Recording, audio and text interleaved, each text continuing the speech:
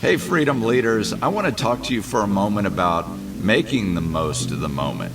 I really took the Freedom Message Friday night on No More Excuses to heart, and I started evaluating my own situation, my own life, and determining where I could step out and not make excuses and make the most of this moment.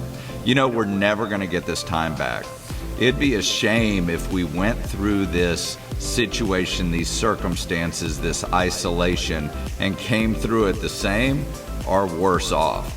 You know, we have this time that we can determine what we do with it. And we could either sit back and make excuses, we could sit back and just keep doing what we've always done. Or I know there's things on your heart, things God's put there, things that you've been wanting to do that you can lean into and be intentional with your day. And that's a big word somebody brought up the other night, is intentionality. Let's be intentional with our days, with our time, with what we're doing. Let's set a goal each day that moves us in the right direction towards what we know we should be doing. What have you been wanting to learn but you've put off? Start moving towards that goal. What's one thing you can do to jumpstart to get moving in that direction? I called Richard Bright, a good friend of mine, this morning because he's lost 50 pounds during this time.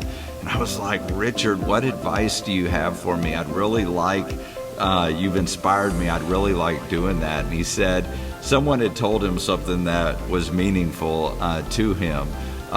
It's really easy to do, but it's really easy not to do. And that's the same with everything. You know, it's easy to start learning Spanish. It's easy to start playing the guitar, but it's also really easy to not do it and just to put it off and those kind of things. So if you want to lose weight, go for a walk. Start walking. Walk for 30 minutes tonight. Drink more water instead of the sodas. Eat smaller portions. Don't eat after 9 p.m., which is a struggle for me. I usually have a scoop of peanut butter every night before I get ready for bed. I'm going to stop doing that. For me, it's to learn Spanish. You know, I've been really paying attention to what my wife and mother-in-law are saying, and we can start to do the right things. I'm going to really be intentional with, there's an app I'm downloading that's going to help me to learn Spanish. Do you want to play the guitar? Take an online course. Do you want to improve your education and get an online degree? This is the time to do it. During this time, Laura and I have learned how to use the green screen. We're making iMovies. Soon we're going to launch a YouTube channel for educating refugee children. That's really exciting and something that we wouldn't have done if we hadn't have been in the midst of what's going on right now. And of course, focus on your devotional time. If you want to experience God's peace and not anxiety, your devotional time has to be first place in your life. Start each day with prayer, reading God's word, thanking God for what you have, making positive declarations over your life, reaching out and encouraging others. Let's make the most of this moment. And when we see each other again in person, we will celebrate together what God has done during this time in your life. So I'm excited for when we get back together again. But during this time, let's make the most of it.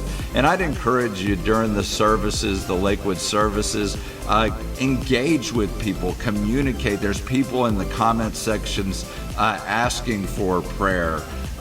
There's people tuning in from all over the world. We can communicate with them. So be intentional with services. Just like if we were at the church, let's connect with people. Let's encourage people, and let's make the most of this time together. So that's my encouragement for you today. Let's make the most of this moment. But I love you guys, and keep being awesome. Keep doing what you know you need to be doing. And let's have no more excuses, and let's make the most of this moment.